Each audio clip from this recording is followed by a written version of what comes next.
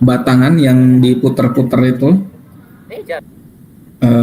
untuk mencet tombol mencet third nomor itu diputar-putar gitu ya, model telepon lama. Dan sampai sekarang pun masih ada yang menggunakan tetap switching ini di jaringan dipakai. Jadi switching ini tata cara ya, bagaimana informasi itu dilakukan, pertukaran informasi antara komputer satu, ya ini kita anggap saja sebagai user satu, kemudian ini user 2 dan seterusnya ya. Nah, jadi ketika pengen bertukar informasi itu perlu switching ya.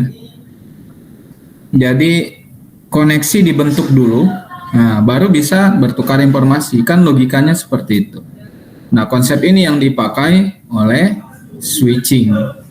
Jadi bagaimana pertukaran informasi itu dilakukan di antara komputer-komputer yang berbeda ini ya, di dalam jaringan gitu. Entah misalkan saya komputer dengan komputer tidak pakai kabel jaringan, Pak, pakai Bluetooth, itu jaringan. Cuman medianya non kabel seperti itu. Nah, di switching ini ada yang menggunakan jalur fisik seperti tadi. Komputer satu terhubung dengan komputer lain, dia membentuk jaringan secara fisik. Ya, entah itu menggunakan kabel, kemudian masuk ke switch atau hub, dari switch ke hub, baru kabel disebar ke komputer-komputer lainnya. Bisa. Itu namanya jalur fisik. Nah, ada juga yang tidak menggunakan jalur fisik ya, menggunakan wireless ya, dan lain sebagainya. Nah, jadi kalau sirkuit switching ini dia cenderung menggunakan konfigurasi fisik ya, jalur fisik. Nah, tapi dengan jalur fisik ini ya, komputer satu dengan komputer 2 terkoneksi. Kalau yang tradisional switching itu begitu tersambung jalur gitu ya, komputer satu dan komputer 2. Jadi hanya mereka berdua yang memiliki jalur saat itu. Nah, jadi ketika Anda mencoba menelpon seseorang dan dia sedang berada dalam panggilan dengan orang lain, maka akan muncul pesan menunggu, atau orang yang Anda telepon sedang dalam panggilan.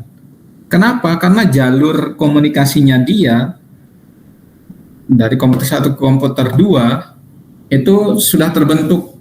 Ketika Anda mencoba masuk, nggak bisa. Di pending dulu gitu. Nah, kalau sekarang ada model yang mengizinkan bergabung, misal ya panggilan WhatsApp group, kemudian macam-macam ya. Ketika orang bisa telekonferensi ya secara bersama-sama. Jadi satu jalur dipakai beramai-ramai. Kalau yang model switching tradisional, ketika sudah terbentuk jalur komputer satu dan komputer 2, mereka hanya berdua yang membentuk jalur itu yang bisa menggunakan. Dulu telepon umum begitu. Jadi ketika jalur sudah dipakai, kita harus menunggu orang itu berhenti, switchingnya di off, baru kita bisa masuk. Kita membentuk masuk, terhubung dengan, misalnya kita pengen menghubungi komputer 2. Tadi komputer 2 sedang berkomunikasi dengan komputer 1. Kita harus menunggu koneksi antara komputer 1 dan komputer 2 berhenti dulu, baru kita bisa membentuk koneksi dengan komputer 2. Seperti itu.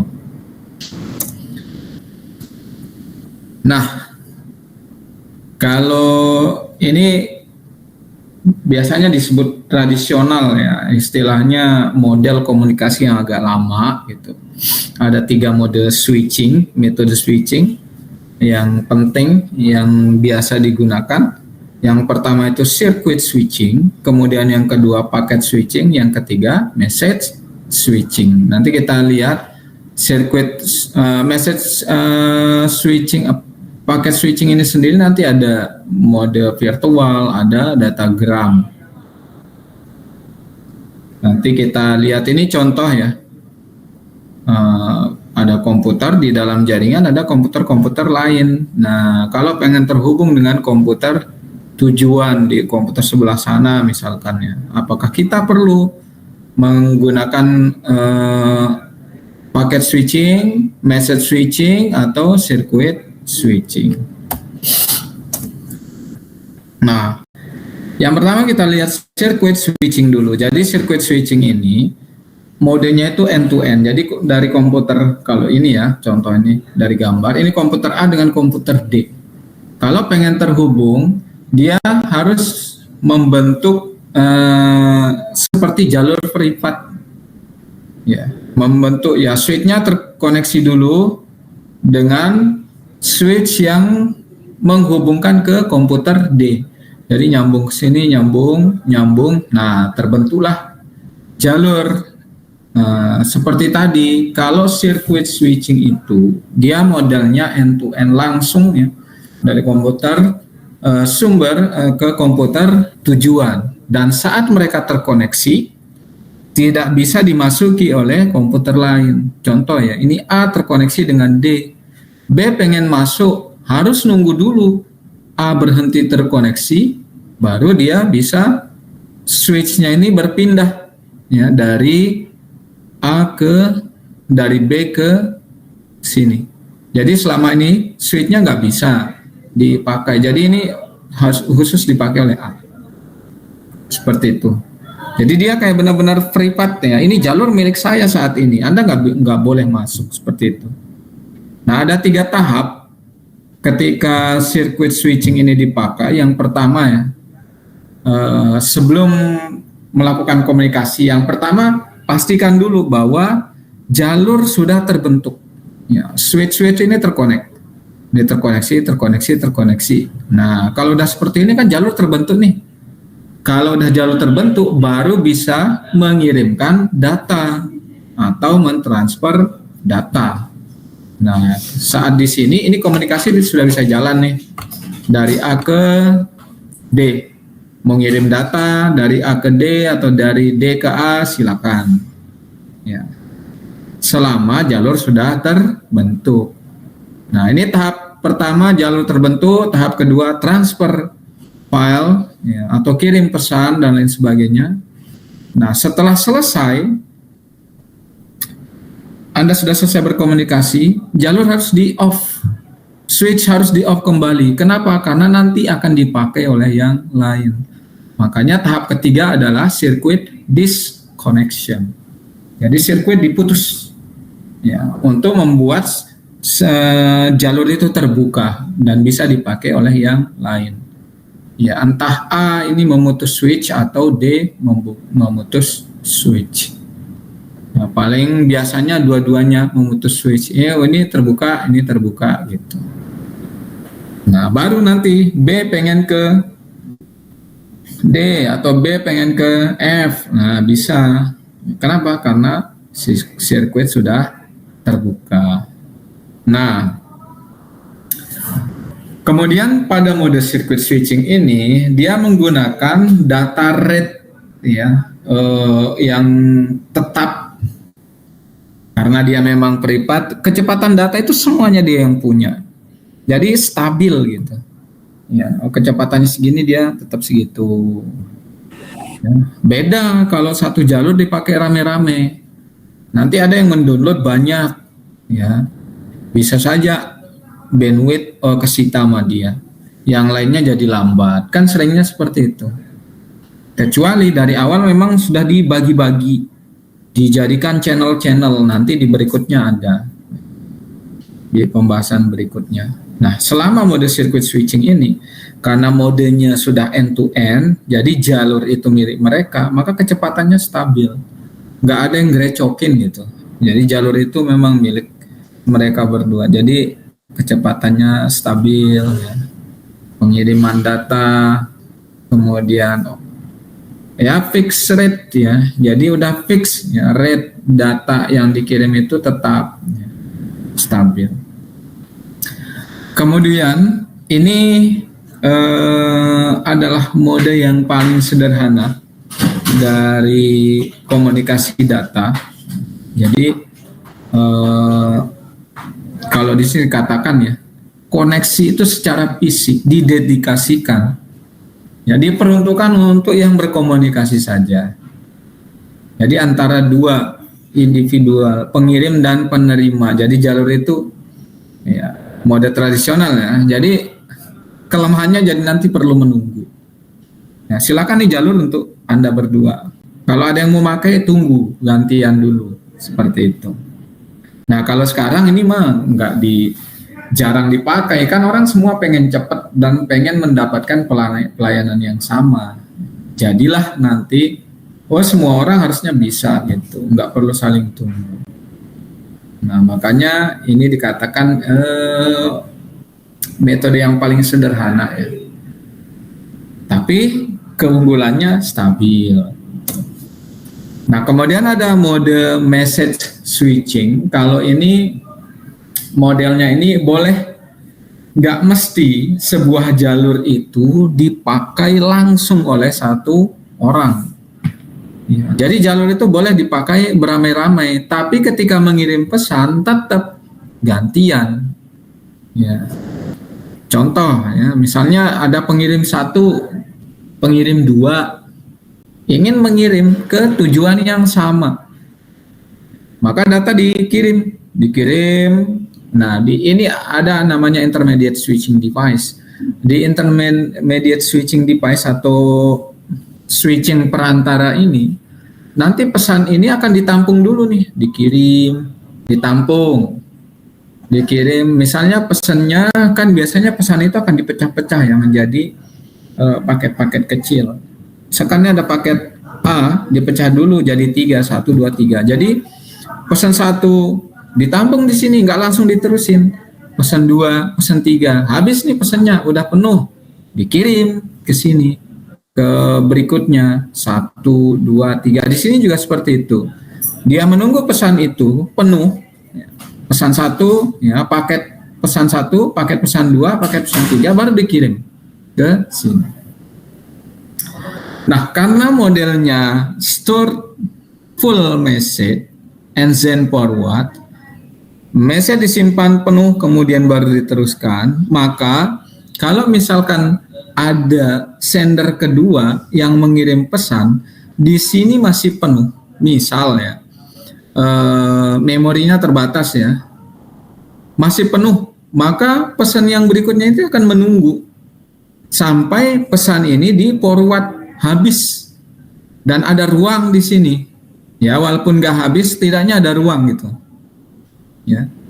Kalau mulai ada ruang di sini, baru dia pesannya bisa masuk. Kenapa? Karena pesan akan ditampung dulu, gitu. Nah, kalau udah misal ya, ini di forward kan ada space ya, baru dia nerima pesan lagi. Dia kayak punya tempat yang kapasitasnya terbatas. Jadi kalau mau diisi lagi, yang udah ada di dalam harus dikeluarkan dulu, dikirim dulu, di forward. Seperti itu. Ya, jadi sederhananya seperti itu. Nah, karena dia pola kerjanya seperti itu, maka nggak cocok untuk streaming. Kalau streaming itu kan orang maunya terus-terusan, gitu ya. Nggak ada jeda. Anda nonton bola secara streaming, pengennya nggak keputus kan? Kalau buffering kita kesel. Ya, jadi kalau misalkan Anda menggunakan model seperti ini untuk streaming, ketika pesan dikirim terus-menerus, streaming itu kan nembak terus.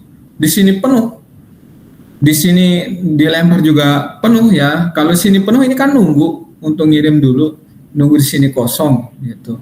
Maka akan terjadi buffering. Loh, kok gambarnya macet-macet? Kenapa? Karena nunggu dia ngirim. Makanya message switching ini tidak cocok untuk streaming ya, atau media-media yang real time, aplikasi yang real time. Kalau di elektro kita pengen kita membuat IoT dan kita mengirim data terus-menerus. Nah, kalau misalnya suatu saat ini penuh ya, ditampung, dan ternyata data belum dikirim karena di sini juga penuh. Nah, maka nanti data yang nyampe itu waktunya nggak sama dengan waktu di pengirim dan penerima. Anda ngirim suhu pukul 9, suhunya 25 derajat. Nyampe di sini pukul 9.15. Nah, maka orang akan, pukul 9.15 suhunya 25 derajat. Salah. Karena kan kita pengennya real time. Harusnya ketika kita mengirim pada pukul 9 suhunya 25 derajat, nyampenya kebacanya ya beda-beda 1 detik nggak apa-apa lah. 25 pukul 9 25 lebih 1 detik. Nah, kebacanya suhunya 25 derajat. Masih make sense kan? Oh, masih bedanya cuma 1 detik atau 2 detik ya. Banter-banter 30 detik gitu. Ya, ada delay pembacaan pengiriman data misalkan. Jadi orang kan membaca, oh itu secara real time. Sekarang suhu di greenhouse saya 25 derajat. Jadi kalau terjadi buffering, datanya terhambat sampai, nah itu akan bermasalah. Nah, selanjutnya ada paket switching. Nah, kalau paket switching ini ada paket, dia dipecah-pecah ya, menjadi paket besar, dipecah-pecah menjadi paket kecil. Tapi paket-paket kecil itu dikasih nomor. Misal ya, paket besarnya dibagi menjadi 4 paket. Jadi masing-masing paket dikasih nomor. Pecahan 1 dikasih nomor 1, pecahan 2 dikasih nomor 2. Tujuannya apa? Nanti ketika sampai itu kan perlu dirakit kembali menjadi pesan yang utuh. Nah, jadi ngerakitnya itu pas seperti urutan semula. Kenapa? Karena masing-masing chunk atau pecahan paket itu dikasih label, dikasih nomor. Ini bagian pertama, bagian kedua, bagian ketiga, bagian keempat. Jadi saat dirakit, oh ini posisi bagian pertama sini, posisi bagian kedua sini, ketiga, keempat. Seperti itu. Sama kayak kita main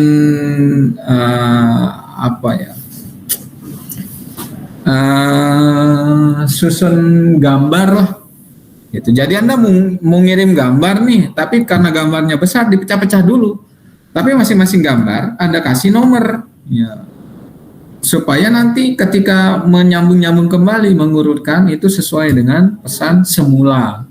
Ya, ini untuk mempermudah. Nah, masing-masing paket, bagusnya di paket switching ini karena masing-masing pecahan udah dikasih nomor, dia bebas mau lewat mana saja. Misal ya, lewat sini jalan padat, sebagian dikirim lewat switching yang lain, switch yang lain, nggak apa-apa.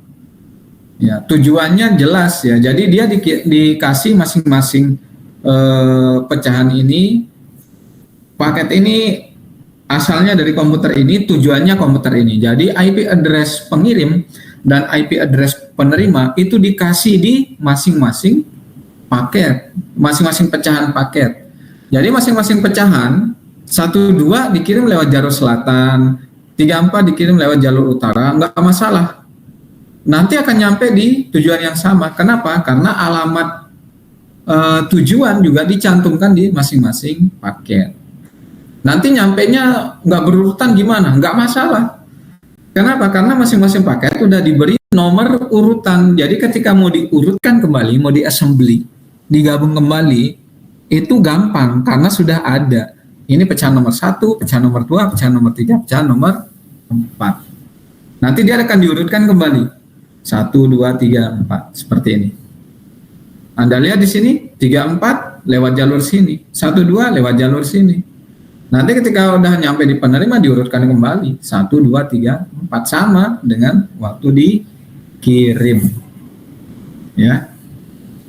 Nah, di paket switching ini ada dua pendekatan. Ada yang menggunakan datagram approach, ada yang menggunakan virtual circuit approach. Ya, jadi datagram itu biasanya untuk sebenarnya streaming, ya. Kalau misalnya virtual circuit approach itu untuk yang paket-paket normal ya, maksudnya nggak real time dan sebagainya. Nah, ini perbedaannya dari circuit switching, kemudian message switching, kemudian paket switching. Kalau circuit switching, seperti kita diskusikan tadi, dia membentuk koneksi fisik ya. B garis miring W ini between ya, antara transmitter dan receiver. Jadi ada koneksi fisik yang terbentuk antara pengirim dan penerima. Kalau message switching dia nggak perlu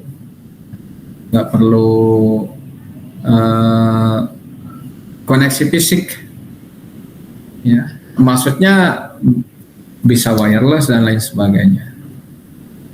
Kemudian paket switching juga sama, dia tidak memerlukan terbentuknya jalur fisik antara transmitter dan receiver. Nah, kalau circuit switching itu semua paket itu dikirim menggunakan jalur yang sama. Kenapa? Ya karena cuma satu jalur yang terbentuk. Kan tadi bentuknya adalah end to end. Dari pengirim dan penerima langsung ya membentuk jalur tol. Jadi jalurnya pasti lewat itu.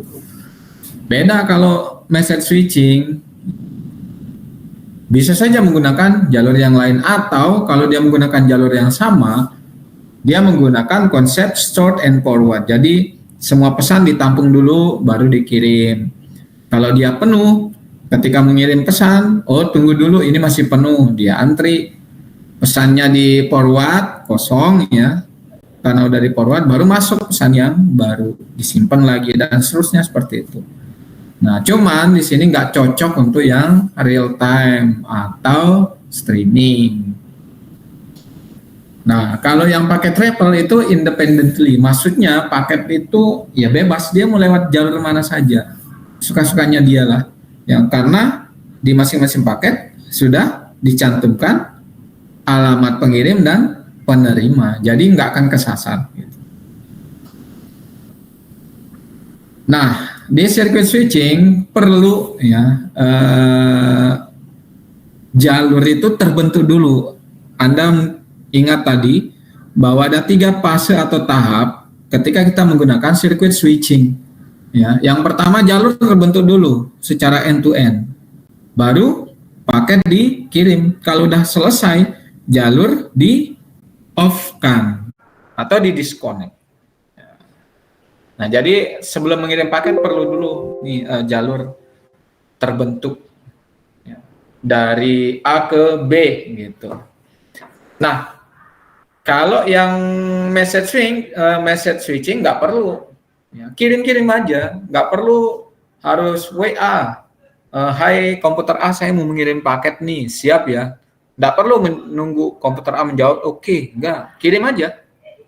Kirim, nanti nyampe.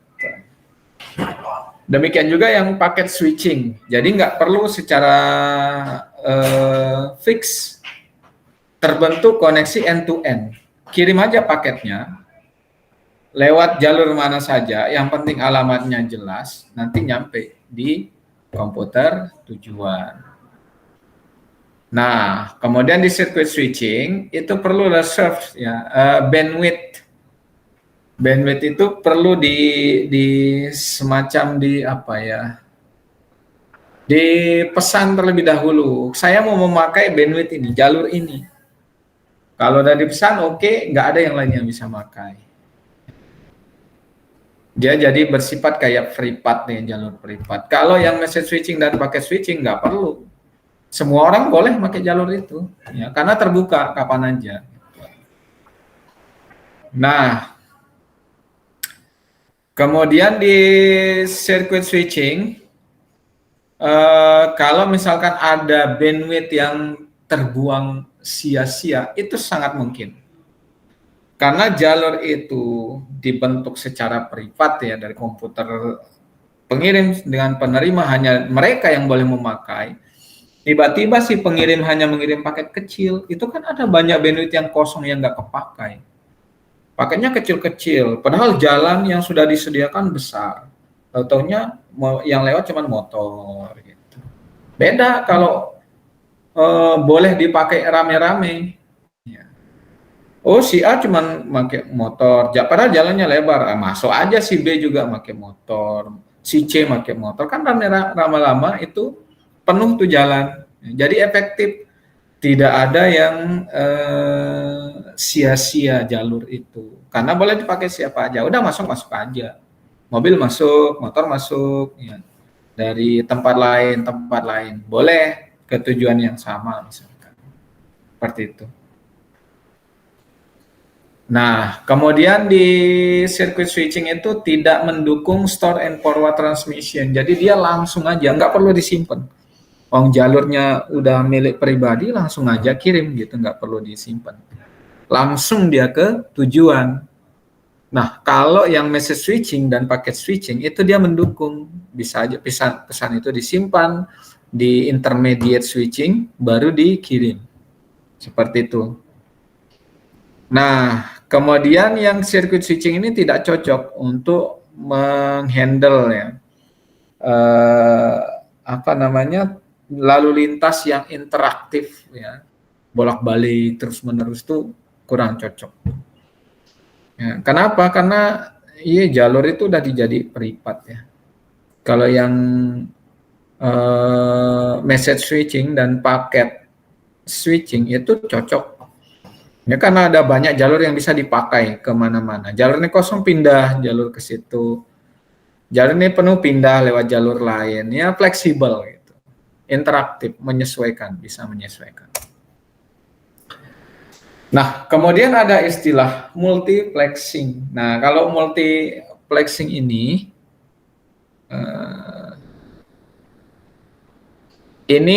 teknik ya, transmisi secara simultan. Ada banyak sinyal ya, yang bisa melintas di satu link data. Ya, jadi kayak semacam apa ya? Ini ada jalur besar. Kemudian di dalamnya itu ada dibikin jalan gitu ya. Jadi di satu jalan besar itu dibikin lagi jalan. Ya, jadi seolah-olah ini jalan besar nih cuma satu, tapi padahal di dalamnya itu ada banyak jalur. Itu multiplexing. Jadi menggabung. Nah, teknik multiplexing ini ada yang ini ada kategorinya ya, frekuensi division multiplexing. Kalau sebenarnya bisa kita lihat cirinya dari katanya, frekuensi division multiplexing. Jadi dia membagi itu jalur itu berdasarkan frekuensi. Kalau frekuensi division multiplexing. Kemudian ada yang wavelength division multiplexing. Berarti ini panjang gelombang. Panjang gelombang beda-beda dibagi berdasarkan panjang gelombangnya. Kemudian ada time division multiplexing. Nah, berarti dibagi berdasarkan waktu. Ingat, kalau di komunikasi itu kita berbicara pulsa. Dan itu berdasarkan waktu-waktu tertentu. Nah, di time division multiplexing ini ada yang sinkronus time division multiplexing dan ada yang asinkronus. Oke, kita lihat yang frekuensi division multiplexing. Jadi ini teknik untuk yang analog, ya, komunikasi menggunakan sinyal analog. Nah, ini bandwidth, ya, satu bandwidth transmisinya dibagi-bagi menjadi beberapa channel berdasarkan frekuensi. Contoh ya, kalau Anda lihat di sebelah kanan, ada sumber pertama, sumber kedua, sumber ketiga, dimodulasi. ya. Kemudian digabung seolah-olah melewati satu jalur. Ini bandwidth ya. Bandwidthnya misalkan selebar ini, tapi di dalamnya dibagi. Oh, ini frekuensi 1, ini frekuensi 2, ini frekuensi 3, dan seterusnya. Jadi masing-masing ada frekuensinya. Ya, jadi dibagi menjadi beberapa channel berdasarkan frekuensi. Nah, masing-masing frekuensi ini diberikan ke device ya atau peralatan yang berbeda. Misalkan peralatan A menggunakan frekuensi ini, peralatan B menggunakan frekuensi sekian-sekian, peralatan C menggunakan frekuensi sekian-sekian. Walaupun kelihatannya satu jalur, tapi di dalamnya frekuensinya beda-beda, gitu. Ya. Nah, yang banyak menggunakan ini adalah radio ya dan TV, jaringan TV. Kalau di radio, misalkan FM ya, 88 sampai dengan 108 MHz.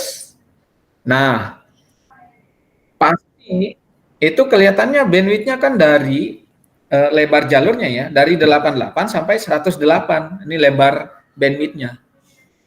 Nah, di dalamnya itu nggak dipakai untuk cuma satu, tapi berbagai jenis dibagi berdasarkan frekuensi.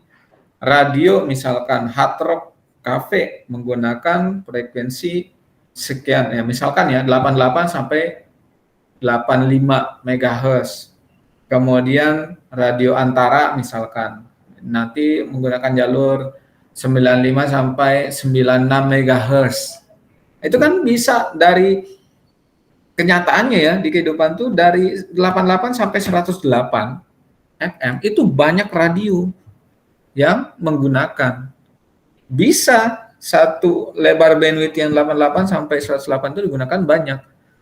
Kenapa? Karena masing-masing radio menggunakan frekuensi yang berbeda dan sudah dibentuk aturan ya bahwa secara legal nih, makanya didaftarkan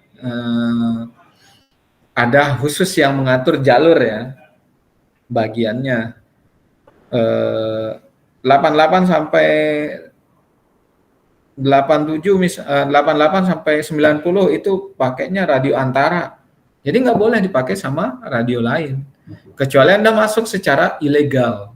Gitu. Maka Anda akan mengambil hak frekuensi radio orang lain dan Anda bisa dituntut secara hukum. Seperti itu. Itu ya, yang frekuensi division multiplexing. Jadi di multiplex digabung, tapi kemudian masing-masing dibagi ada channel-channelnya berdasarkan frekuensi. Nah, kemudian ada wavelength division multiplexing. Jadi wavelength ini panjang gelombang. Nah, ini banyak dipakai oleh jalur yang menggunakan fiber optik. Ya, jadi sinyal biru dengan sinyal merah, kuning dan lain sebagainya itu kan panjang gelombangnya beda-beda. Nah, ini bisa digabung di multiplexer, kemudian dikirim melalui satu jalur fiber optik. Fiber optik itu mah mantul-mantulin cahaya aja, mau cahaya apapun yang warnanya kuning, hijau, biru itu dipantulin. Ya. Dipantulin. Nanti ketika mau sampai di tujuan di demultiplexer lagi dipecah lagi sesuai panjang gelombangnya. Oh, ini biru, ini merah, ini kuning dan seterusnya. Nah, itu yang digunakan di komunikasi fiber optik. Bisa aja masing-masing bit itu kan dikodekan dengan panjang gelombang yang berbeda-beda. Seperti pernah saya sampaikan, kayak sandi Morse itu titik-titik strip itu A misalkan. Jadi dia mengirim data itu misalkan 001 dikodekan ya. Jadi panjang gelombangnya dibedain. Ya, untuk A panjang gelombangnya segini, B panjang gelombangnya segini, C panjang gelombangnya segini. Tapi dengan rentang waktu yang sangat cepat. Ya, jadi nyampai di kita itu udah di demultiplexer kembali, udah di pecah kembali. Walaupun di dalam itu cuma lewat satu jalur, mantul sama. Ya, mau panjang gelombangnya apapun lewat jalur yang sama. Nah, ini digunakan untuk high data rate, ya. Rate data yang cukup tinggi. Nah, makanya kemampuan fiber optik itu sangat bagus. Dia cepat. Makanya hampir semua internet sekarang itu udah mulai menggunakan fiber optik dan meninggalkan kabel jaringan yang kabel tembaga yang analog karena agak lambat dan rentang interferensi kalau yang itu. Kemudian ini ya gambaran. Ini juga digunakan karena cahaya itu masih gelombang analog, ya itu juga ini digunakan untuk analog multiplexing teknik. Nah, multiplexing dan demultiplexing itu bisa kita umpamakan dengan mode prisma. Jadi satu cahaya, kelihatannya cuma satu cahaya, tapi ketika kita pakai prisma baru dia dipendarkan. Oh, ternyata enggak satu itu ada warna merah, kuning, hijau, biru, ya, jingga dan seterusnya. Itu gambaran dari demultiplexer dipecah kembali. Oke, ini contohnya ya, seperti ini. Jadi banyak cahaya ditembakkan ke arah satu di multiplexing, keluar seolah-olah satu cahaya, nanti demultiplexer ini dibagi lagi sesuai dengan panjang gelombangnya. Nah, kalau yang time division multiplexing ini teknik digital untuk sinyal digital, di mana ya,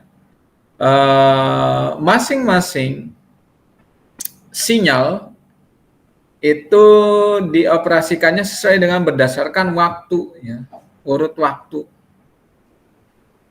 Contoh, misal kalau saya katakan ya, masing-masing sinyal dengan frekuensi yang sama itu dikirim di waktu yang sama untuk membedakan. Jadi sinyal dengan frekuensi yang sama, jadi sinyal dioperasikan dengan frekuensi yang sama dengan waktu yang berbeda-beda. Jadi ini ada sinyal AA, BB, CC, DD. Dimux, ya, digabung. Nanti dia misalkan sini nih, ini dulu dipakai, dia urut. Waktu pertama yang masuk A, kemudian B, C, D. Ya, ini A, B, C, D. Yang kedua masuk, karena ini dia switch waktu yang kedua ya. A, B, C, D. Maka sini A, B, C, D. Nah, nanti masuknya juga keluar A dulu, A ke sini. Kemudian B. Dia harusnya ke sini, di sini dulu ya. Kemudian C, kemudian D. Nanti ada masuk berikutnya geser ya. Ini geser ke sini, ini geser ke sini, geser ke sini, geser ke sini. Masuk yang kedua, A, B, C, D. Jadi ketika yang pertama masuk, itu yang pertama keluar, first in, first out. B masuk ya, berikutnya ini juga keluar B dan seterusnya ya, seperti itu. Jadi dia berdasarkan waktu. Jadi ketika dia dikirim pertama, dia akan diantar pertama, muncul pertama. Walaupun di sini nanti digabung dulu A, B, C, D, langsung A, B, C, D seperti ini. Tapi nanti kan keluarnya berdasarkan urutan waktu dia masuk. A, B, C, D, A, B, C, D, dan seterusnya. Nah, kita ngelihat yang pertama yang sinkronus dulu. Jadi sinkronus time division multiplexing itu kita kayak menggunakan apa ya? Dua bulatan yang memiliki apa ya? Contoh ini ya, ini ke arah sini berputarnya, ini ke arah sini. Nanti ketemu kan, sama-sama ini switch, maka dia terhubung. Dia akan mengirim Misal kalau yang ini terhubung sama ini, ketemu di sini, set, nyampe sini. Ini juga berputar ke arah sini ya. Nah, ketemu saat dia ketemunya C, dia akan mengirim C. Ya. Kalau pas ketemunya sini, misalkan B ya, ini berputar nyampe sini. Ini juga berputar nyampe sini. Kan ketemunya B, dia akan ngirim B. Ya, ini ketemu berputar sampai sini, ini berputar sampai sini, maka yang dikirim adalah A. Jadi sinkron. Ya, jadi buntalan-buntalan ini ya ketika dia terhubung, oh ini buntalan A, ini buntalan A. Berputar nyampe di sini, ini berputar nyampe sini, A ketemu dengan A, sinkron nih, dia ngirim A. Ini berputar, ketemu B, ngirim B, dan seterusnya. Jadi itu yang sinkronus. Tapi ini dilakukan dengan cepat ya. Nah, kalau yang asinkronus, dia misalnya ini data dikirim A, kemudian B-nya nunggu, kemudian C yang dikirim, D-nya nunggu, lagi ketemu A, terus ini nunggu, C nunggu. Ini nggak sinkron ya. Jadi nanti yang terkirim adalah A, C, A, C. Ya, kalau misalkan ini idle ya. Jadi nggak semua dikirim. Ini posisi slip nggak ngirim data, ini nggak ngirim data, sedangkan yang dikirim adalah A, C misalkan. Dia kirim, ini idle. Dia menunggu. Ini data dikirim, ini menunggu karena nggak ngirim data. Maka C, A, C, A yang akan terkirim. A, C, A, C gitu.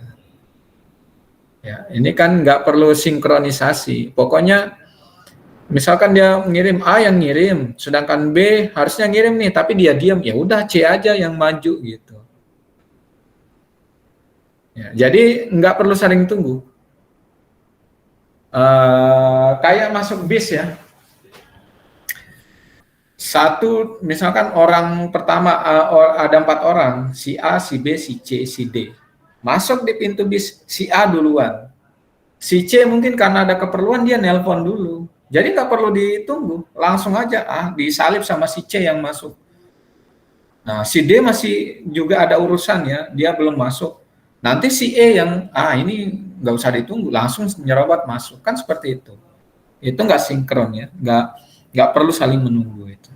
Pokoknya siapa duluan, dia yang masuk dikirim, seperti itu. Beda kalau yang sinkron tadi, ya ini harus sesuai, cocok. A ketemu A baru ngirim, B ketemu B baru ngirim, C ketemu C baru ngirim. Ya, tuh. Nah, ini sinkronus dan asinkronus. Jadi asinkronus ini kadang dikatakan juga dengan statistical TDM, time division multiplexing. Ya. Nah, bedanya adalah kalau yang sinkronus dia sudah reserve ya, memesan slot di output frame. Jadi misalkan sebuah bis pengen mengangkut penumpang, taruhlah bis Chandra Asri misalkan. Masing-masing kursi itu udah karuan. Ini tempat duduk si A, ini tempat duduk si B, ini tempat duduk si C. Nah, tiba-tiba si B ini nggak masuk kerja, tempat duduknya ini nggak ada yang nempatin, nggak boleh ditempatin, jadi dibiarkan kosong. Ya. Pokoknya masing-masing orang udah karuan tempat duduknya dan nggak boleh diganti sama yang lain. Ya, kayak pesawat, Anda mesen tiket, kemudian dapat duduk di B3. Nah, kemudian tiba-tiba Anda dengan suatu keperluan membatalkan penerbangan, maka tempat duduk itu Anda akan kosong, dibiarkan kosong. Dan itu kecuali ya itu dilepas, Anda melakukan refund, itu kan kursi bebas kembali dan bisa dijual ke orang. Tapi Anda tidak melakukan refund dan Anda tiba-tiba tidak datang, maka kursi itu akan dibiarkan kosong. Nah, makanya di sini ya A ini kosong, ya A1, kemudian ada di frame 1 ya, masing-masing frame itu udah ada bagiannya. Frame 1 nih, A1 ada, B1, C nggak ada, dia nggak ngirim data, maka dibiarkan kosong di sini. D1 ada, jadi ngebacanya lurus ini ya, lurus ke bawah. A1 ada, B1 ada, C nggak ngirim data, kosong. Kemudian D1 ada, E nggak ngirim data, kosong, maka ini kosong. Ini frame 1. Baru di belakangnya ini frame 2. Kalau ada di belakangnya lagi itu frame 3. Nah, ini frame 2 A-nya nggak ada. Ini kosong. Frame 2 ada, B2 ada. Kemudian C kosong lagi. D ada. E ada.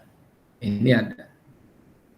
Nanti di belakangnya masing-masing itu dikasih frame. Ya, ini frame 1, ini frame 2. Dikasih label. Ini harusnya 2. Nah, itu yang sinkronus. Jadi dia udah masing-masing ada posnya. Keuntungannya gimana? Jadi karena dia sudah masing-masing duduk posnya itu sudah tertentu, ini nggak perlu dikasih label nomor paket, ya. Karena tempat duduknya masing-masing. Jadi ketika nyampe bis itu, orang udah tahu, oh yang nggak masuk ini adalah si A. Kenapa? Tempat duduknya kosong. Gitu. Beda kalau tempat duduk itu, ini yang asinkronus ya. Tempat duduk itu boleh ditempati oleh siapa saja. Jadi ketika, oh ini kosong, oh udah, yang lain aja yang nempatin. Nah, maka orang akan bingung ketika bis itu nyampe, siapa yang nggak masuk? Kenapa? Karena tempat duduk itu bebas ditempati oleh siapa saja. Kalau kita mengatakan si A yang nggak masuk, oh ada orang yang menempati tempat duduknya, seperti itu. Jadi kelemahannya di situ. Tapi kelebihannya, jadi lebih efektif ya, tidak ada jalur yang kosong. Jadi semua data itu, lebar data itu, bandwidth, bisa dipakai semua. Kenapa? Karena ya udah kalau ini nggak masuk, pakai sama si ini aja gitu. Bis itu akan tetap penuh gitu membawa penumpang.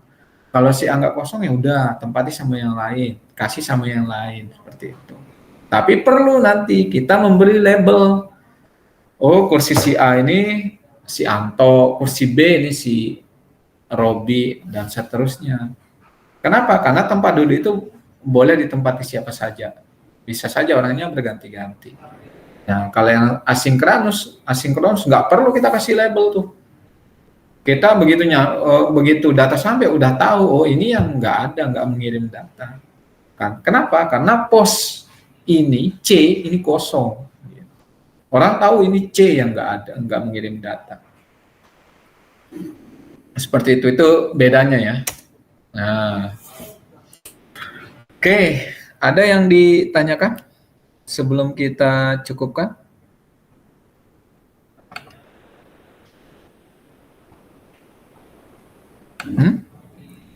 Ada yang ditanyakan? Nggak ada? Oke, kalau nggak ada, kita cukupkan ya untuk diskusi kelas hari ini. Semoga bermanfaat. Assalamualaikum warahmatullahi wabarakatuh. Waalaikumsalam. Waalaikumsalam. Pak.